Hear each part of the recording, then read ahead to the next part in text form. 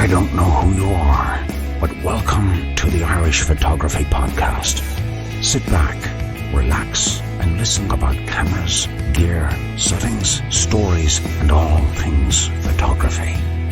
Join Darren on Ireland's Best Photography Podcast. Let's go.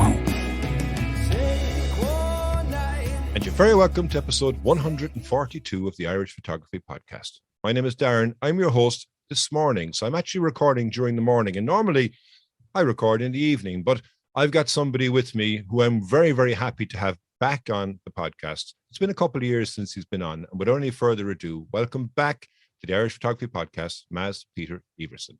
How are you, buddy? Thank you so much. I'm good. Thank you.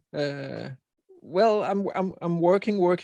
Right now I'm in a period of moving from our apartment and then onto a house where we will live for at least a year. And then nice. I just do a lot of photography. Yeah, you know what? And it's interesting because, like I said, you know, it's around 2 years, I think, since you were last on with us. And actually, you know, if somebody wants to kind of go back and listen to that episode, I put a link into the description rather than going where you started out, because it was a fascinating story how your photography journey started and evolved. But even since you've been on in the last couple of years, you know, it's been incredible just to watch your journey and to see the different things that you've been doing. And I'm really looking forward to finding out more about how did you deal with the different things in the last 2 years, particularly in the last year that everybody obviously had to deal with. But then, you know, how your own photography as well has improved and how you feel that your photography has evolved. And maybe actually, you know, let's start with that question. How do you think your photography has evolved over the last couple of years? How has it changed? I think I guess there's this saying in landscape photography that we all start out by photographing big epic vistas. Mm-hmm. And then after that, we kind of diverge into like different subgenres.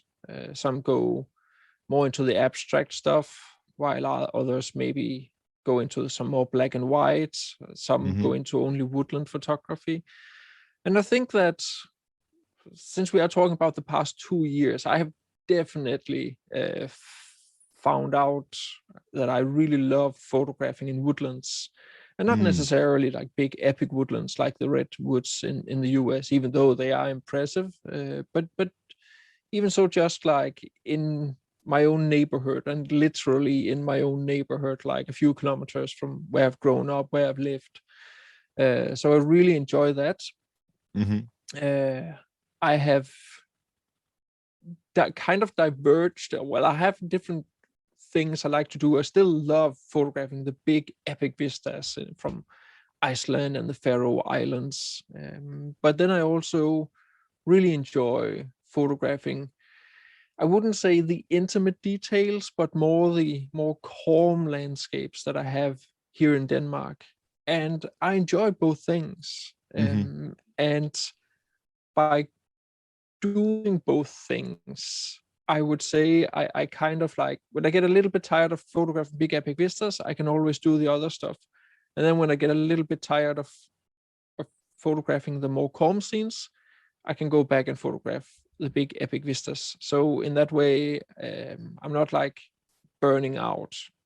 And isn't it good to be able to have that skill set now as well? Because like if you go back a couple of years in your photography journey, as you say, you know, it's the big open vista, it's the big impactful scene, but even an intimate scene can be equally as impactful to the viewer's eye, you know, and that's where you can overlook something and go, that was never hang on, there's a lot for me to discover here. And just following your journey, and even those examples of woodland, you know, you have some phenomenal, there's one particular photograph that you've gotten in woodland and it's just incredible. I mean, it's the wild garlic, you got perfect light, everything else.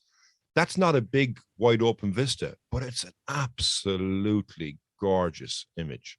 It's incredible. Thank you. So, yeah, I mean, like, do you think that will still continue to evolve as the years will go on? Will you find that you might even be getting into kind of macro, for all intents and purposes, really, really up close? So to go from the big open vista to the closer scene, to the intimate scene, do you think that you might even go into the finite details at some stage on that?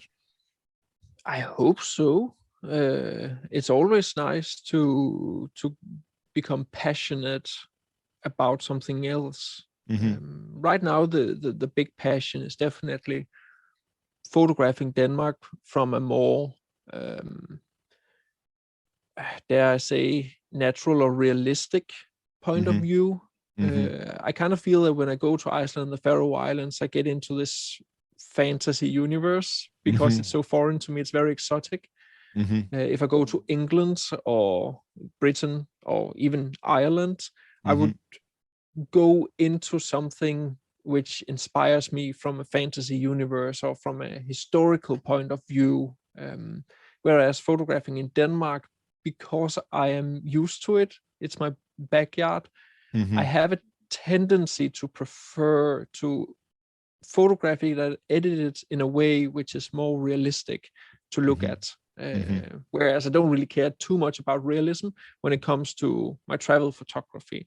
And that's an interesting observation I've done about myself and how I edit my stuff. So I'm not sure Mordor that comes. that answered the question. I think it kind of does, because when you think about the areas that you're going with a different approach. So like I was going to say, there's Mordor will come with you when you're going traveling from the Lord of the Rings influence, and you'll kind of bring that. Whereas on your local area, let's just talk about some recent videos that you might have released for argument's sake, and say cornfields. Okay, you could apply some sort of fantasy world in relation to that, but at the same point, you don't really need to for what you're trying to get out from the scene. And exactly, and I think, like, even looking at your images from Iceland example, geez, the name has gone from me now. It was there a second ago. The Faroe Islands, England. No. In Iceland, you've got the beach, you've got the mountain range on the beach, and you got the reflections. Vesterhorn. That's it. Yeah. So when you look at that, that strikes you as impressive. Number one. Yeah. It strikes you as like, wow, look at this. What could I do with this scene? What could I create with this scene? And it is otherworldly. So the location, I'm sure, can actually make you think differently on how you're going to approach the shot. And then you get a different edit after that. The next step, I suppose, to kind of find something intimate in the bigger landscape in Iceland and Faroes. And then that's when you know that you've got the full spectrum. Yeah, absolutely. And the thing is with especially my recent Iceland photos, I haven't actually been to Iceland for the past 1.5 years. Like, time flies. Yeah, I know. But it's not that I would say that I in any way, shape, or form over process my photos. For me, at least my editing phase, what I've found that I prefer over the past years is that even though I might add a lot of contrast, and I rarely swap skies, I really rarely do that these days, but there's this thing that I always want to respect the light. Yes. If the light seems off, then it seems unrealistic. And that's very interesting, I suppose, Maz, in relation to it, because, a journey is about evolution, a journey is about learning, and a journey is about playing the different things that we've done to the different styles, to the different scenes and such like that. And, since you were last on, you have done something which is quite impressive. You've released your own ebooks, which are a fantastic body of work to be able to have people to, number one, to refer to, but also to learn from and to get inside your head. Tell us a bit more about these books and where people can find them. Yeah, so they can find them through my homepage. Links everywhere, and through my videos. But the idea about these ebooks were that when I get an ebook or a regular photo book, there's just so much text in them, and I'm an academic myself. Like, my background is educational philosophy, and I took a master's degree in that. And when you spend so much time reading like the old philosophers, like Immanuel Kant and his Prolegomena stuff, like it's impressive that his ideas even came out, because it is just next to nearly impossible to read for a modern day human being. So I really wanted to get my ideas about how I compose a scene out there in the simplest possible way. So minimal text, but enough text, and then a lot of photos to get the point across. And simply just to make it as easy to understand as possible, each chapter has like one theme, and then in the final chapter I kind of put it all together, and I made 2 of those ebooks with different themes, but everything about composition. And I think composition as tools you can use. There's this tendency to call it the rule of thirds, or the golden ratio, the golden rule, or whatever they call it. But I like to change it to tools instead of rules, because it's something you can apply in the field. You can look for all these shapes and patterns in the field, and then you can build up your photo when you take it using composition as a tool to show what it is you want to show, or tell the story you want to tell, or whatever your purpose of your photos are. But, and you know what, it makes sense when you think about it, because you're making a book for a visual person, which is a photographer. So surely it should match the visual need to learn, as opposed to reading it on a page and saying, okay, this is when you do this. No, hang on a second, I'm going to forget that. Whereas if you've actually got a visual reference, that's what will stick in somebody's head when they're out and about and going, hang on, there it is. Or again, it's an ebook, open it up on your phone when you're out and about, and you can also take the lessons and learnings with you as well quickly, as opposed to, well, which chapter was this? Which paragraph was that? What word was this? I mean, it wasn't something I thought about when I wrote the ebooks, but I've heard a lot of people saying that is actually how they use them in the field, to get both inspiration, but also to see, oh, this is what he meant, and then they can go out and kind of do the same thing in another location. So that is a very nice bonus that I wasn't aware of when I wrote them, but a nice way to use them. Oh, for sure. And you know what? I think, when people actually learn by doing. Okay, you can learn from a book, fine, but you never even know what's going to be happening outside when you actually go to put something into practice. But learn by doing, definitely. And learn by doing with visual references, I think, is probably the most powerful aspect of it. Because yes, as you say, you've got your rules. Okay, you changed that concept to tools, which is absolutely spot on, because rules aren't really rules. We kind of bend the rules. We go left, we go right, we go up, we go down. If it looks right, it is right. But if you've got a basis to form, which is a foundation, then you are going to end up with a more powerful, more compelling, more storytelling image. And I think that's where, what you've hit on, I think, is absolutely phenomenal. And, I watch your videos. I think I watch every single one of your videos, to be honest with you. And I often comment, because I know you mentioned in relation to it, I don't mind, just leave a comment. And, even if you had something for breakfast, and I often, I'd orange juice or whatever it may be, because whatever works on the YouTube algorithm. Yeah, exactly. But when I'm watching the videos, I can see you put those things into practice in real world examples. And, I'm on the same page as you. I think composition is very, very, very powerful. Now, some people out there, they think that light is more powerful. But I would argue they're dependent on each other. Exactly. Because you could have a beautiful composition and bad light and it's still a great image. But you could have great light and a bad composition, and that's not a good image. So you've said that again on your channel, and even on the ebooks and the learnings and such like that, is you want the viewer's eye to travel through the image. If they're stopped at something, and if there's something that brings them out of the image, then the eye has been drawn away from where it should be gone. Now, correct me if I'm wrong here, but we are drawn to light.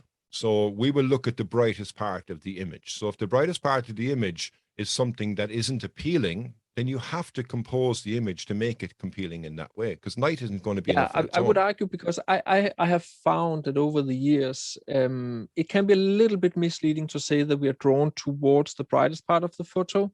I would say we are drawn towards the highest contrast part of the photo.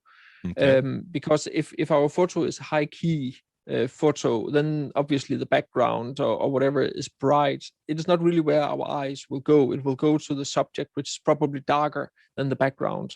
Gotcha. So in that way, we can also be brought towards it's whatever stands out, really, that our eyes have a tendency to go to. That is often the light or the brighter part, because the surroundings can be dark. But so if you're shooting up towards the sky and there's a balloon in the sky, obviously your eye will go to the balloon, but it is probably darker than the surroundings. So yeah, it be a little bit careful about saying that your eye is drawn towards the bright part. I would say it's drawn towards the high contrast part, whatever stands out in the photo. And a perfect example is one of your images from the Faroes, where you're walking and you've got this layer upon layer upon layer of light in the background, and I'm drawn to the figure which is walking along the cliff. That's your example. Yeah. Exactly, yeah. Very, very good example. And you know what? I suppose we've spoken there briefly in relation to your YouTube channel. So your YouTube channel has gone from strength to strength. And I think, you know, it is something that is a fascinating journey for me, because I mean, we've been speaking with each other for a number of years now, and I've been able to see your channel growing. And before we started recording, I went, it's gone like this. And you're going, well, has it? It's kind of more of a gradual thing because you're living it on a regular basis. So tell me, how has your YouTube journey been in the last couple of years since we last spoke on the podcast? Very enlightening. Okay. YouTube is a funny thing, because us landscape photographers, or humans in general, we put a lot of value into a lot of different things. And to run a YouTube channel, it's such a balancing act between human psychology, authenticity, and value in your videos. And also what is entertaining for people. You can put a lot of value into a YouTube video, but if you're a person who can't get the information out in a way that is interesting, then people are probably going to click away from it. And when people click away from your YouTube videos, it shows the algorithm that it's not an interesting video. Whereas you can be a super entertaining person, but in the long run, if you're not providing any kind of value, or at least entertainment, then people are probably also going to click away from it. And so there's so many factors that you need to think about, based on also what audience you want, what do people expect of you. So YouTube is such a study in human psychology and behavior, because you can have a comment field who's saying one thing, yet the statistics show a completely other thing. People are saying like, oh, you don't need to make attention grabbing titles or thumbnails or whatever. Okay, I don't do that, and then the videos just die within a few minutes. It's just how it is. And it takes a long time to just accept that is how it is. There's the thing, I hear people within the landscape photography community that if they started a YouTube channel, they would do it in a completely other way. And they start out, and then 4 weeks later, 5 tips to get the best photos from your gear, something like that, right? I wish that I could just say photography blog 142, and then everybody would come running and watching it, but it's just not how it works. And it's how it is, not just in social media, it's how it has always been in media. We are drawn to interesting titles in newspapers, in magazines, beautiful pictures. And we are in an attention economy. There's no doubt about it. That's what everybody who's in the entrepreneurial lifestyle knows. It's attention economy, and it's about grabbing people's attention, because we are getting bombarded with information out there all the time. And you can see, as soon as you stop using these fairly basic psychological, I won't call them tricks, but maybe techniques of grabbing people's attention, then you will get less attention. And it kind of changes all the time. Also, there's different trends, and you have to keep being on top of that all the time when you're running a YouTube channel. And it's frustrating for us YouTube content creators, because we hopefully believe that people who subscribe to our channel find whatever it is we're doing interesting. But they stick to it, see a few videos, and then their life goes on. Yes. and it is what it is. So I think it's fairly common that most YouTube channels, it's only 50% of their subscribers who actually watch the videos, and then the other 50% is transient. Is people who are not subscribed. And that is also like a thing which is like, what? But apparently it's like that for everybody. So it's probably how the YouTube algorithm push out the video for each one who actually clicks the video from your subscribers. They try to push it on to someone else. I don't know. Like the YouTube algorithm is hidden, but there are definitely things that YouTube are open about. You have to do this and this and this, and then we will promote your video. Okay. Yeah. So, and do you think, I suppose, you've said a number of things there which kind of throw a number of questions to me, right? Do you think that you change for YouTube because you want to be able to get your videos spotted on YouTube, as you say, very quickly, you got to put something, okay, 5 ways to get the best out of your 16-35 lens. Okay, that's beneficial. That's quick. It's headline grabbing. And I know exactly what I'm expecting to get within the video when I press play.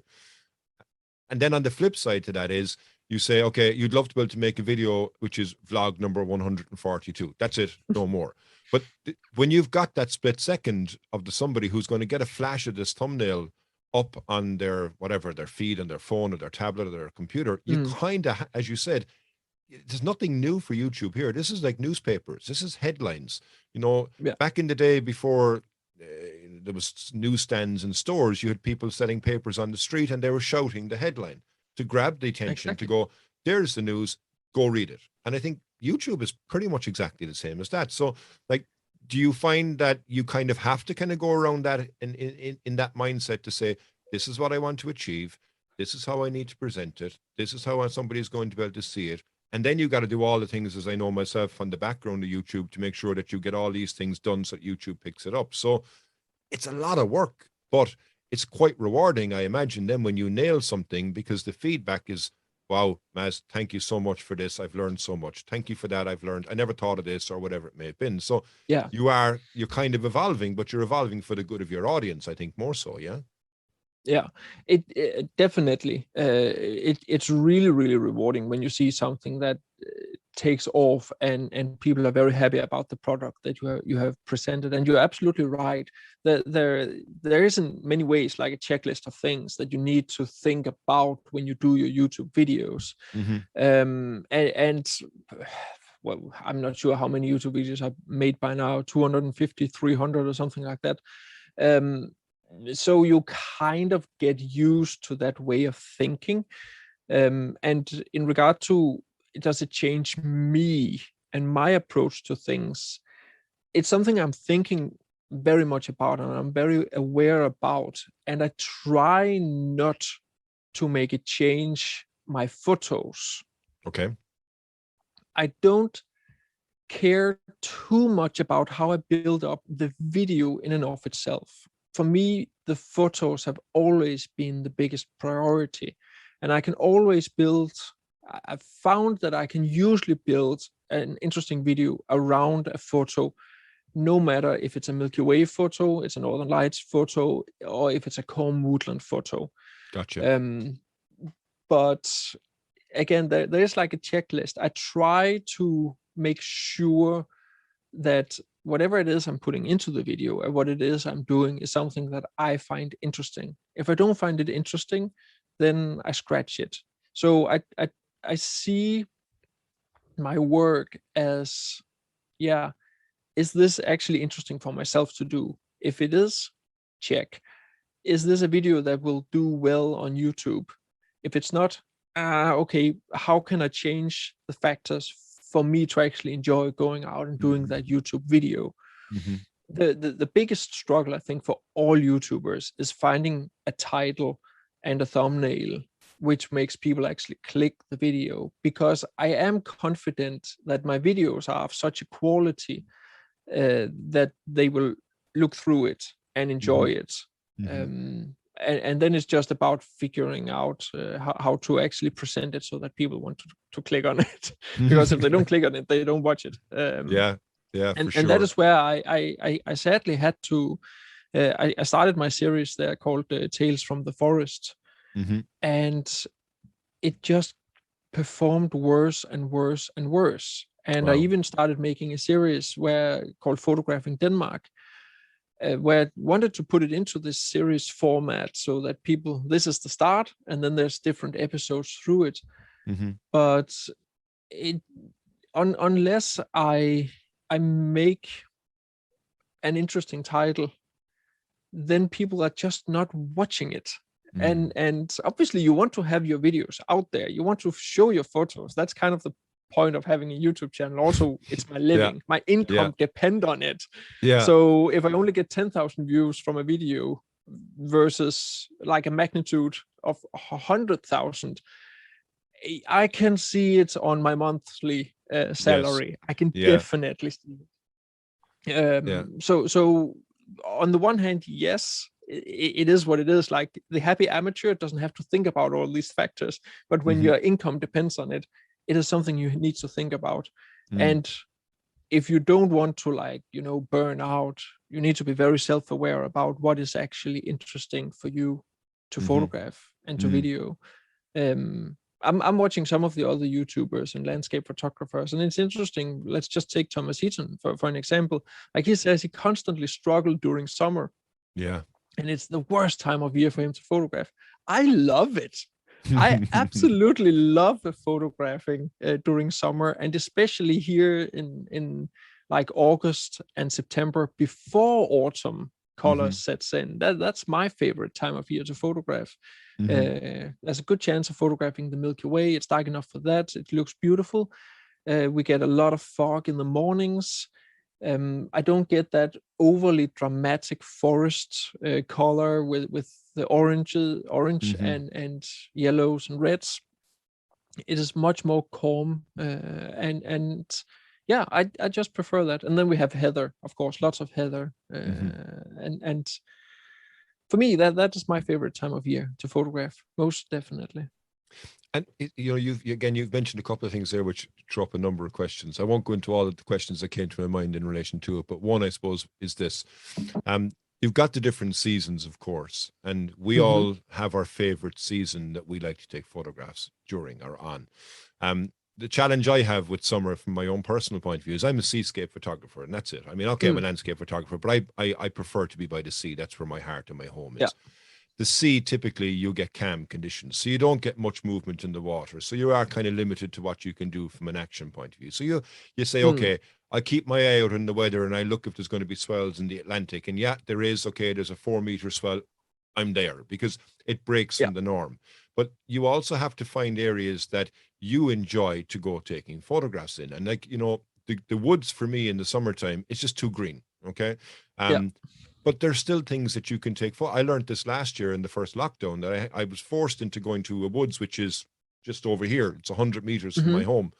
And I'd never really gone in there with the camera before. But when you're forced into something, you always find something. There's always going to be some type of photograph.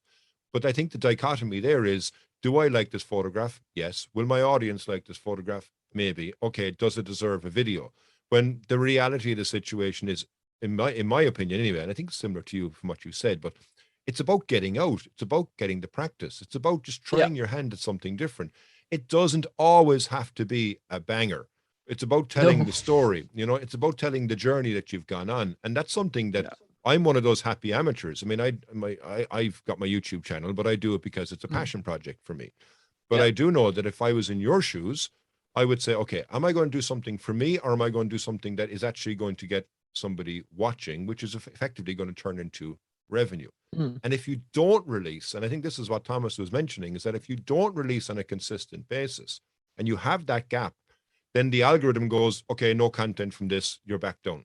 And you have to build yourself back up again. And I think that's where the challenge is, So it's kind of putting the pressure. I made a video about this back in, I don't know how long ago, on my own channel, about, is YouTube pressure a good thing?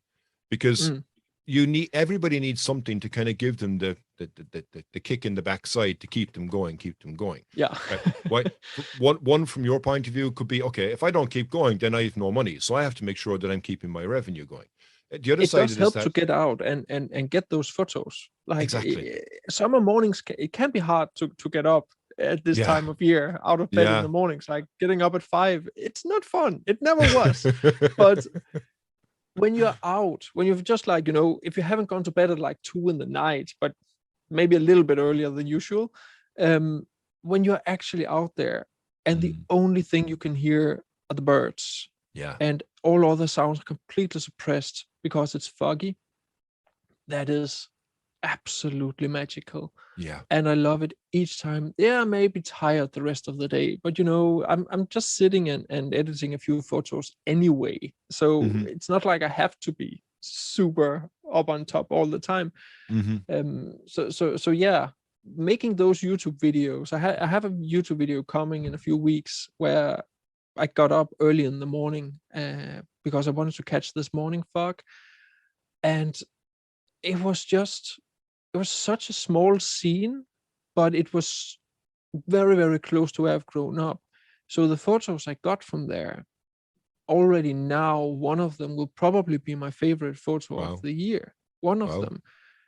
And it was such a simple scene. Just some trees and then some background fog. And yeah, that's what it takes. Like I don't need travel to get those photos. But yeah, so if it hadn't been for YouTube, I would probably not have gone out at that time. So I don't know. And that I'm also lazy. But that's a very good point, because you need that something to push you to do it. But by doing it in the very nature, you are going to get a photograph. Like I say, it's not going to be a banger, but it's going to be a shot. You might have learned something from that. And there's also your audience will also learn something, saying, you know what, like you don't have to have the ideal conditions. Yes, it's lovely to have the ideal conditions. You don't have to have the ideal location. Yes, it's lovely to have the ideal location. But every step of the way, when you're using that camera, you're improving, and you are going to get some bit of an improvement from the last time that you went out. You might have learned how to deal with the light differently. You might have learned, about composition and such like that. And a very good example, actually, is you for the last year and a half with Denmark. So, you, I think, have rediscovered Denmark in your own eyes, I think, by watching your channel and such like that. Like, how has that surprised you? How much has Denmark surprised you in the last year and a half for the actual opportunities for photography that were always there, but you weren't looking at them? Yeah, but that's the thing. I'm not sure. I was actually looking at them. The thing is that most of the places where I've gone in Denmark, I've showed them in my later videos. We just have like fields upon fields upon fields, so much farmland. And if you look on Google Maps and look at especially Jutland, where I'm from, the peninsula there, it's just farmland everywhere. But as soon as you start to explore, we also have many small forests here and there. And most scenes, like when we point our camera towards something, that is the only one thing you see. And even though Denmark is a small country, there are a lot of square kilometers to explore still. So it's about finding all those small, precious scenes that really stands out. And you can always start like, searching for like the most touristy places or the famous nature places. And that was how I found some of those like very gnarly beech trees. Apparently it's not a famous place, but it's part of a semi-famous trail. I didn't know about it, and I wasn't even walking on that trail. I was in another part of the forest, and I was just like, okay, what's down here? And I went down there, and I just thought, whoa, this is the most amazing place I've ever seen, at least in Denmark. And I later Googled it, and I was like, it's not like a hidden place at all. There are plenty of people walks there, but I actually did find it on my own, just by like, exploring. and that's the thing. Like I have been driving around quite a lot in these farmland areas, and suddenly you're just like, oh, there's a tower. I didn't know about that. It's only like 20 minutes from where I live. Never heard about it. Beautiful photos from there. Yeah. So one of the things I made a video like last year about how to find new places and research your own backyard. One thing is, if you're going from where you live and then maybe you want to visit your parents or you want to visit your kids or something like that, instead of going on the road you always go on, just take the side roads, just a little detour, and you may go out on places that you've never driven before, and you see something which nobody's ever heard about, because the landscape photography genre is just so niche. Like nobody outside of our little bubble here cares whatsoever about landscape photography. It's like my family don't even know what that triangular mountain in Iceland, the famous one there, Kirkjufell, known for. But it's so you can probably find something in your neighborhood, but by just doing these small detours. Yeah, I think so. And, you know, the last question I have before I go for break is that what actually does is you and I were messaging a couple, maybe about 6 or 7 months ago, about having a list and having different things where you want to go and adding things to different areas and such like that. And that's a perfect example of you driving along the road and taking note and going, okay, in the book, for when I get the right conditions, this is a place I'm going to return to. And these are areas that you may not even ever have considered, because you stick on the motorway, you're going on that journey, yet, you know, whatever, 2 kilometers over here on the right down a curvy road is the most beautiful tree that's sitting on a hill that has some great farmland in front of it that can lead to some incredible shots. But you would have driven past them, as you say, if you stuck on the motorway. So, like, question for you on that, you know, how long is your list now? Have you got a lot of areas that you've discovered and that you want to go back to the optimum conditions? I know we are making this as a video, but it's also audio format. But I think the best thing I can actually do is show you my map of Denmark and how many pinpoints I have on that, because it's just, that's a lot, you know. So let's see here. Wow. And that is only a little section, right? So that's incredible. It's not like I'm running out of places to go and photograph. Yeah, you have a lot. Now, that's for sure. Yeah. I'm just waiting for it to be like a beautiful foggy morning and then get out again. Fantastic. Well, look, I'm looking forward to seeing those images and those videos when you get back to those right conditions. What I'm going to do right now is, it's fascinating first part. I'm going to take a very, very quick break, and I want to come back. I've got some further detailed questions I want to get some more information on. So yeah, we'll be right back after this. If you're enjoying this episode of the podcast, why not jump over to iTunes or Spotify and listen to the back catalogue that we have with some great episodes where we talk about photography, gear, and some excellent guests along the way. Thanks very much for listening and for watching. We'll see you on the next one. And you're very welcome back to the Irish Photography Podcast. So, Maz, you know, thank you very much for some fantastic insights into the first part of the podcast. I kind of want to go into a couple of more details, really, on the things that I've observed of you since, again, you were last on a couple of years back. And you've been involved as a judge in a number of different competitions since then. So tell me a bit more about this and how the experiences and such like that. How was it? Yeah, so it's a very interesting process, because you also learn a lot about your own photography from looking at these photos and judging other people's photos. One was in Nigel Danson's big, by now fairly big. With an Irishman who won it, Felix. Yes, and it was an absolutely gobsmackingly beautiful photo. I didn't judge here in the second season. I don't know, second competition. Nigel wanted like a set of new judges, so it wasn't the same ones all the time. But I was judging the first one, and it's so interesting. Exactly because you are like, what is it that you actually see? What is it you as a judge connect to? Obviously, we have all these different things. Is the light okay? Are the highlights blown? Does it actually matter if they are blown? And all those parameters that you use. But for the most part, you can easily see if it's a good or bad photo, like within like 0.2 seconds of you seeing it for the first time. When you have to go through like 10,000 photos, you become very, very fast and be like, is this something that is worth looking at or not? So yeah. And on the other hand, that may be a little bit of a bad thing, because maybe some photos do take a longer time to appreciate. But yeah, I think that is just how it is with the photography contests. I think it is. And you know what, when you mentioned here about an image, it's very similar to the headlines. It either grabs you and you want to discover more, or it's just something that you'll pass over and say, okay, I go to the next one. And I think exactly. Did you find when you were looking at different people's images, did you say it kind of helps you to improve, because you kind of you know what, you can relate that to your own images and say, okay, hang on a second. If I want to have an image that somebody wants to do this, maybe I need to think slightly different and not have that same challenge that this particular photographer may have had from that image. So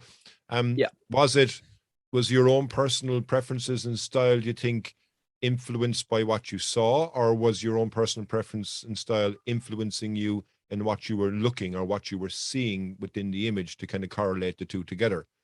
Or was it totally different images? I think it goes both ways, because obviously when I make my photos, I want to respect the light. So if I see some editing process where the light is just weird, totally off, you can usually see if it's special and uncommon light, but that is just what the photo is, because it's very hard to fake real light in Photoshop. Like we can always add flares and stuff, but how light interacts with leaves or wheat fields or mountains and how it casts the shadows, it is next to nearly impossible to fake that in Photoshop. You need some 3D rendering programs to do that. So for the most part, if the light looks unrealistic, for me it's just out. Like I don't care how much of a fantasy world it is or how exotic the place is, but if the light looks weird, for me it's just a complete turn off. And that is definitely something I am very aware of in my own photography. But yeah, then there's also like, I don't, for the most part, I don't really mind it being from like iconic locations. It's not something I find to be a problem. I know a lot of landscape photographers prefer that the location is very unique and very original. But at some point, like in 5,000 years, when everybody loves landscape photography, there's only so many unique places left on Earth. So I can't really discard photographs because they're from iconic locations. We go to iconic locations because we enjoy them. We go to Paris because we want to see the Eiffel Tower. Like it, that's why we travel. Yes. But I also appreciate when it is from an uncommon place. So it can go both ways, but it's usually down to like subject, how it behaves, how the lighting is. Is it something like, whoa, this is just amazing? So yeah. And then of course we in both Nigel's but also the other photography competition I've judged, the final photos, we are asking for raw photos. And there was actually a photo that made it all the way to, I think, almost third place in the one I judged with Nigel, because it was just so special. And there we asked for the raw photo, and it was just so edited that we had to disregard it, because everything what was so interesting about that photo was stretched a bit too far for us to accept it. And that was too bad, but it is what it is. And it comes down to the different competition rules. Yes. And obviously, as a judge, you need to have that in mind too. What is it that we are actually judging? Like, is manipulation okay? In that case, fine, then we accept it. If it's not, if we're going for something completely natural, then of course you have to disregard those that are heavily edited. And did you find when you were looking at some images that it was a place that you had been to, but you never saw an image of a similar composition? And that's exactly the uniqueness. I think you can go to an iconic area, you can take the iconic shot. It's beautiful for a reason, absolutely. Yeah. But it's go 50 meters to the left or 50 meters to the right or back or forward, and you'll get a completely different shot. So was there a couple of images that you found on that you're going, geez, I couldn't believe that was actually this place, because the composition might have been so strong? Or at the same point, you could look at an image and go, if you'd only gone 2 feet to the left, that would have been such a more powerful image. So I think that's probably where your experience will come into it, and particularly from the composition point of view as well, because it is vitally important. That tiny bit of a move, 6 inches to the left, will completely transform an image. Yeah, obviously you learn to see potential in different photos. If the light has just been like this, it has just been like, if it just moved, as you said, a few centimeters to the right or panned the camera a little bit to the left, then it would have been a little bit stronger. But then again, you don't know as a judge what's actually just outside the frame. There may be a really good reason why the photographer cropped it the way he did. So we can see potential in stuff, but maybe it's simply just not possible. I find that often to be the case with my own photography. When I get less than completely optimal photos, it's usually because I have to compromise something in the field, and then it is what it is. Like, my own photos are very polished, they're very clean, minimal. I try to avoid every kind of distraction that I can. But there is also something about making less than perfectly optimized photos, because it is hard to really get those super polished photos in the field. There's some realism to that you can definitely appreciate. So I know Ben Horn has a video about that. It's not something I have dived too much into, but that's because I'm so graphical in the way I think, mathematical, and really so much about composition and the structure of the photo. So I can almost not do it. Like, if I don't make my optimal composition, it is like, that thing that keeps scratching on the back if I had just done a little bit different. So that is why I usually always cover my butt when I'm in the field and take a lot of different small adjustments in the field when I compose the photos, because I never know exactly what I wanted before I come back home and I see it on a bigger screen. And I think the other side as well is that, the conditions will also dictate the type of image that you have to take, because if the light's in a certain area, then you have to have the camera in a certain area. And we mentioned there a second ago in relation to, going to Paris, for example. You go to Paris because the Eiffel Tower is going to be there. It's going to look well. It's going to be a nice, whatever scene to look at or a photograph. Yeah.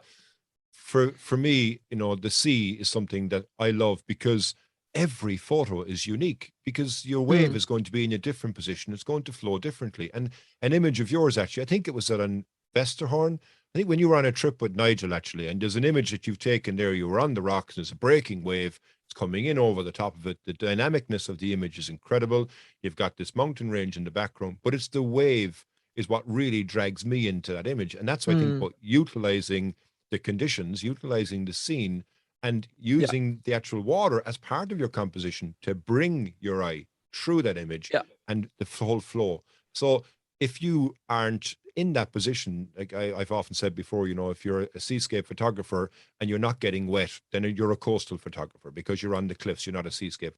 It's, be immersive. The water is so dynamic, and that's why I love seascape. And I think when we start looking at certain people's images, you can see, you have an image, actually, one I think you use as a thumbnail for the 1635, and you've got the flow of the wave coming all the way up through, and it's really, you're using the element as part of the composition, which will never be repeated exactly the same again. And that's why you get a unique image from a well-known location. So it's good. Yeah. Good to hear it as well. You're absolutely right about that. Yeah, I think it's good to hear from the whole competition point of view as well, because, try and find an image that is unique and that is something that is different from the norm, even though it might be the norm. And I think that's where, feelings, I think, really come into it. When you're taking the image, you have to be in connection, in my opinion, with nature, with Mother Nature, with the landscape, and get that feeling. So how important do you think feelings are in photography? Feelings are everything in photography. When we look at a photo, if we don't feel anything from it, we just pass it, and then it's just, who cares? And that is like, for me, I have yet to make a video about it, but it is something I talk about in my big composition masterclass, and that is relatability is everything in basically any kind of art. Not just landscape photography or photography in general. If the viewer cannot somehow relate to the photo, they just pass it and they don't care about it. So if you're only shooting for yourself, fine, then you should be able to relate to it. That is why I, for the most part, say to people that if they are only shooting for themselves, if they don't depend on a career within landscape photography, why bother thinking about what other people think about your photo? Of course, you can always get help from others to figure out what you yourself appreciate and value in your photography. But in the end, you shoot for yourself. You are the one who's supposed to enjoy the photo hanging on your wall. But then there is also, as me, when I go out and photograph, I shoot for the most part for myself, and my business model is made up around me being able to photograph what I want to photograph. But if I was into stock photography, or if I was into actually selling my landscapes, then there's also a market I need to take into consideration. It would be the most stupid thing of me to go down to my local town here in Denmark and try to sell all my photos from Iceland, because people cannot relate to photos from Iceland. Yeah. If I want to sell photos from Iceland, I should do it in Iceland to the tourists or to the locals. Then the same thing goes with, if I want to sell photos from Denmark, then I should do it to the locals from that area, because they relate much more to it than some person from the US who have no connection to Denmark whatsoever. So when it comes to feelings, obviously, we can also edit the photos in a way where we really bring out the feelings and how it was in that location. And maybe some people can relate to that. But for the most part, I find that the people who are interested in buying my photos and buying my prints, they can somehow relate to that location. They have either gone there themselves, or it's a local area that means something for them. Yeah, and something that comes to mind from that as well is that, as the photographer, when you look back at that image a year down the line, 2 years down the line, you're immediately transported back to how you were feeling at that time.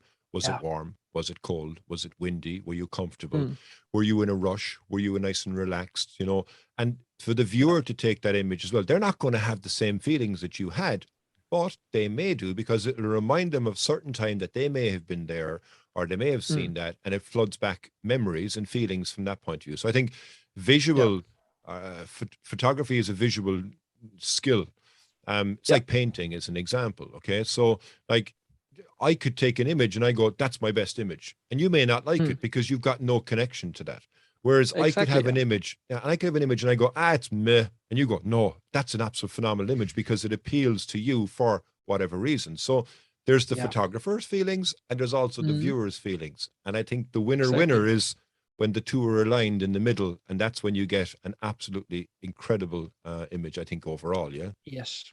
And those photos are very, very hard to come by. You don't do that every day. And obviously, the different peoples relate to different photos for different reasons.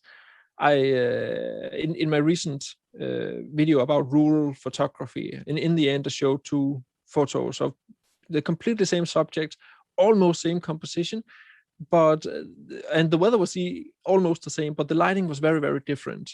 Of a lone tree in a big wheat field.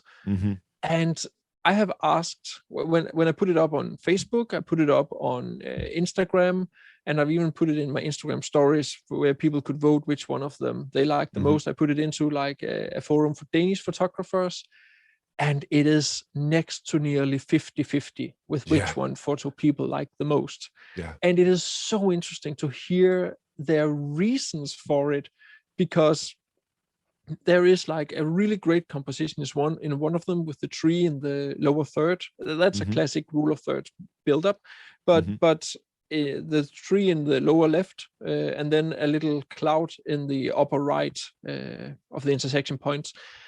And it is such a strong composition. But then one was like, yeah, I really don't like it because of the cloud. It's like, you cannot satisfy everyone. It is impossible. And we photographers, obviously, when we get into photography, we learn a lot of the different things we have to value in photography for different reasons. I made a video about that also last year, like 10 different values in landscape photography. There's probably more.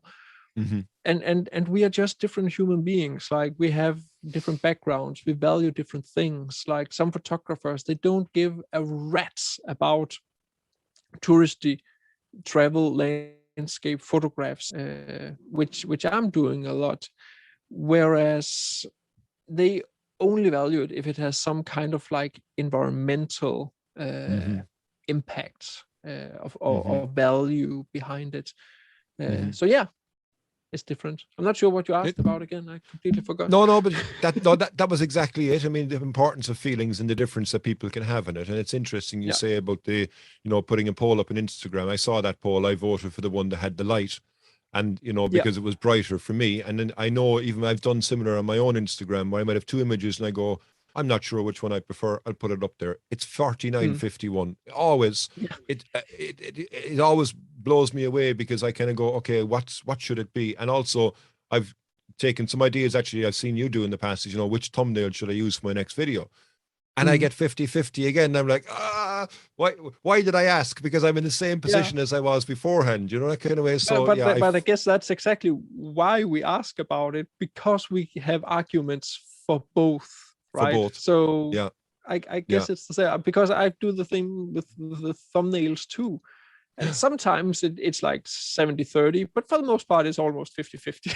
Yeah, I know. It's nuts. Yeah, it's nuts. All right. So the next thing I suppose I want to ask you is, again, I've seen a huge progression in your photography, and we've already covered this in the first part and how it's evolved and such like that. So if you were to give advice to somebody who wanted to be able to level up their photography. Now, of course, one bit of advice besides purchasing your fabulous ebooks and such and courses, but outside of that, what advice would you give to somebody who would like to say, I want to level up my photography? What should they do? Learn from others. Good Go point. on YouTube. Watch a ton of photography vlogs. That's how I improve. And go to Instagram. A lot of people bitch about social media for various reasons, but one thing that is very positive about social media is you can get so much inspiration from there, and you can fairly easily figure out what it is you prefer or not. I usually tell people, like, make a mood board, go into, I don't know, 500 pixels and save photos into a folder that you like the most, study those photos, figure out why it is you relate so much and respond so much to those photos, and then figure out how you, if they're heavily on processing, figure out how you can process the photos like that, figure out how you can get those conditions, and study it, learn the theory, go out and practice it, learn from what you have been out practicing, evaluate on it, and then improve like that. It is a completely normal way for every human being to learn, no matter what skill it is we want to improve. It takes time.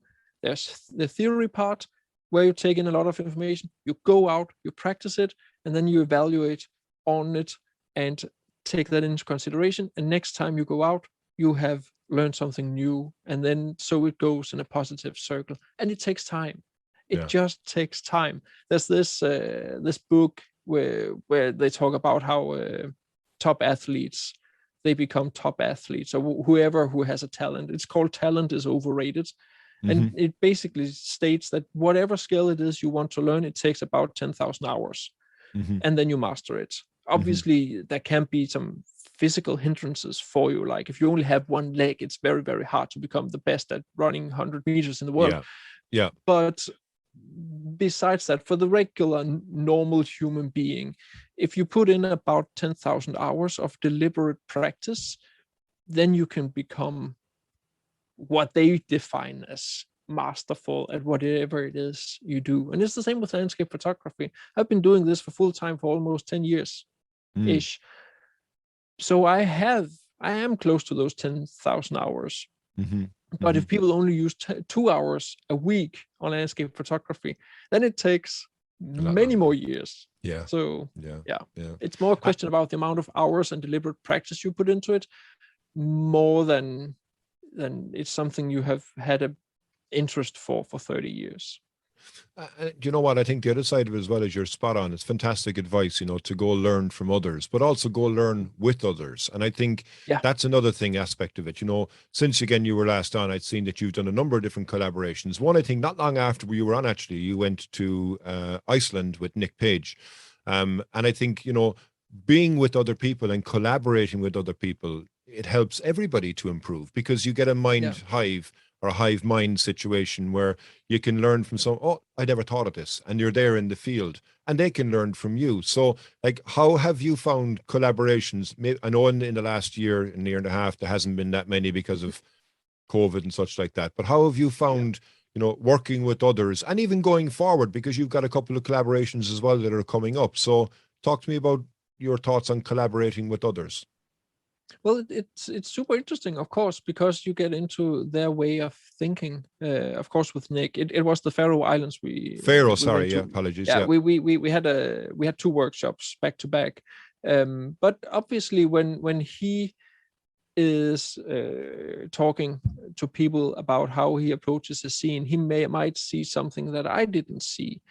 Because I've been to that location before, and I'm telling them, this is what I do, this is what I did, and then you can do this and this and this. So in that way, you're like, getting a new perspective. I didn't think about doing that, and it kind of gets you out of your regular way of thinking. So obviously, it broadens your own spectrum, that you remember next time, maybe I should look for a little puddle where I can get a reflection. Is that something I want? Is that something I actually like? So in that way it's super interesting. And it's the same with Nigel. We went to Iceland together, and we're together for only like 4 days, and we've also been to the Faroe Islands. And the thing about I really enjoy with Nigel is that he doesn't seem to spend a whole lot of time on the social media looking at others' photos. So he's not as influenced about what is a great composition in like the famous locations.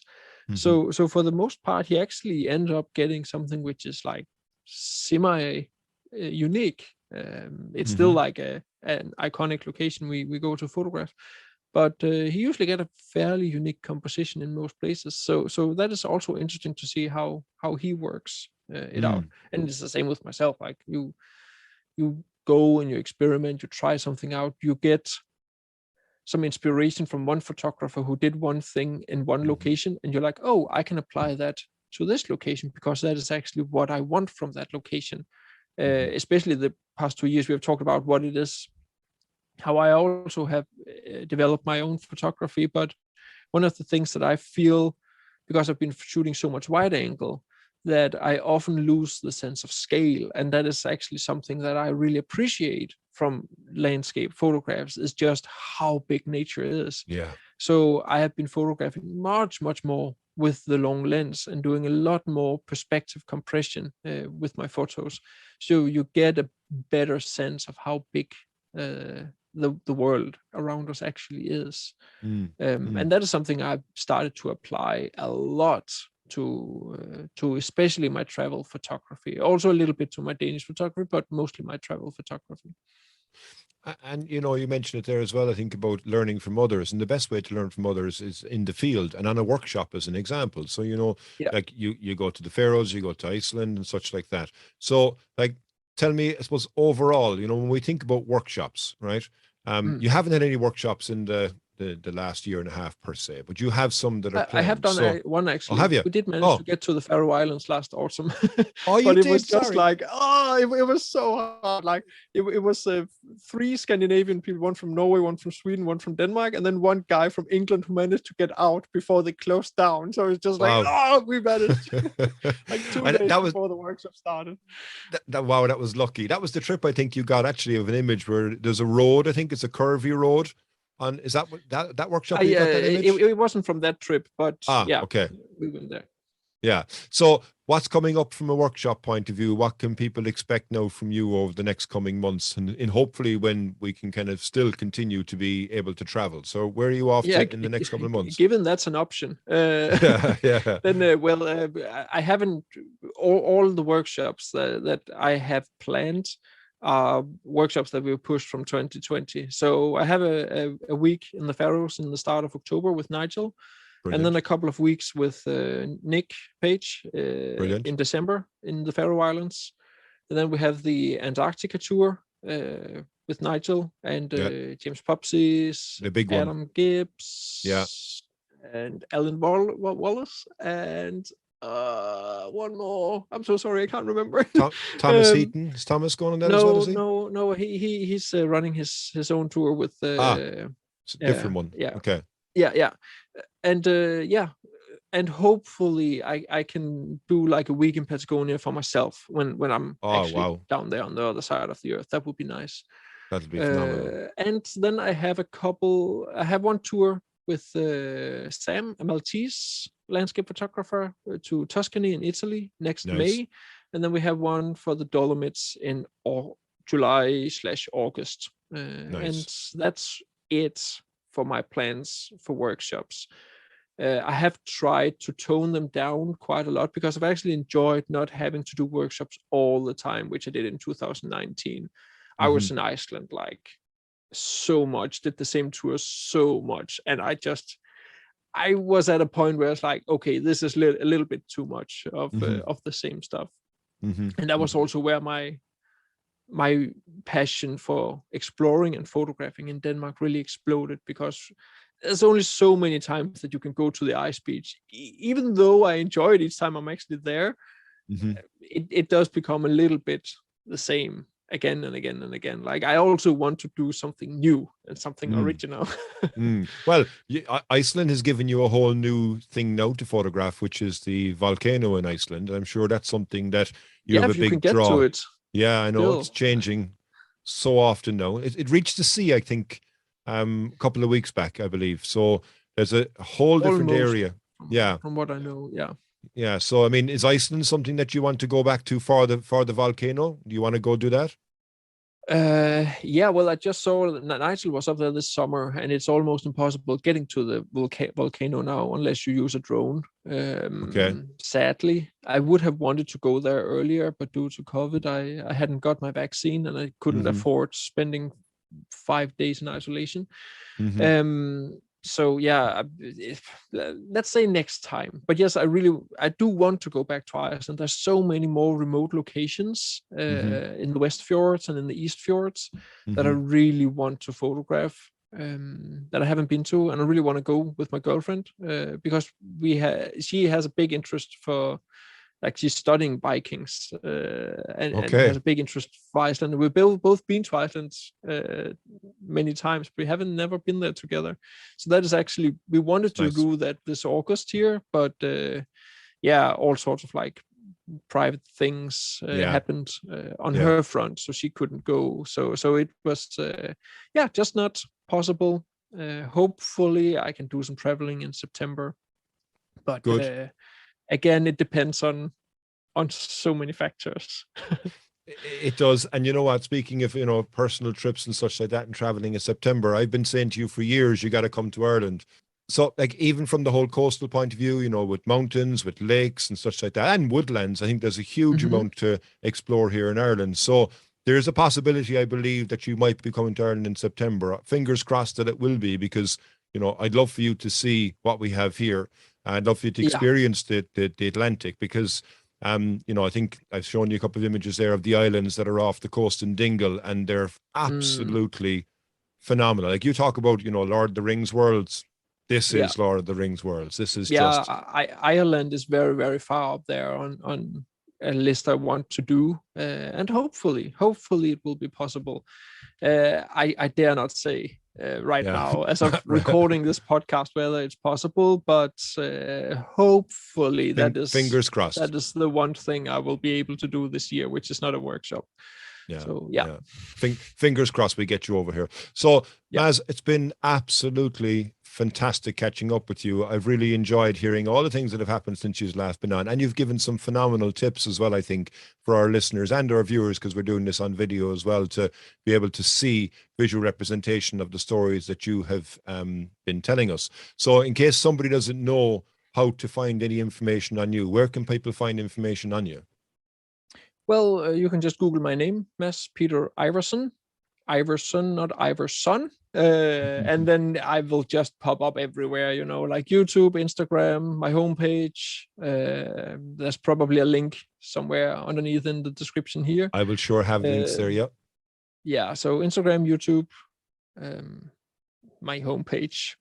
That's what it is.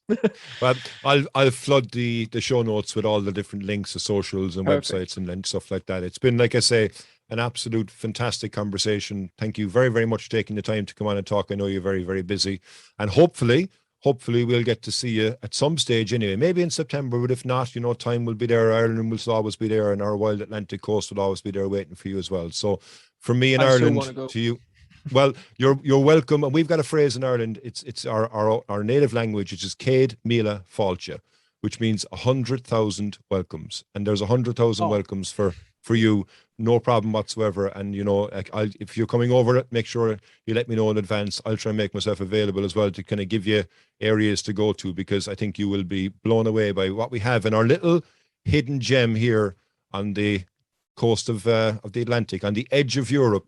But it's phenomenal what we have here. So it's been an absolute pleasure. Thank you very, very much for coming on, and until the next time, from me, Slán go fóill. Thank you so much, and thank you for the welcome, and thank you for again having me on the podcast. It was very much enjoyable. It always is. So thanks a lot. Thanks, buddy. Cheers. Hey guys, if you dig what you're hearing, why don't you jump over to iTunes, Spotify, or wherever you get your podcasts. Give us a 5-star rating, and don't forget to share with your friends.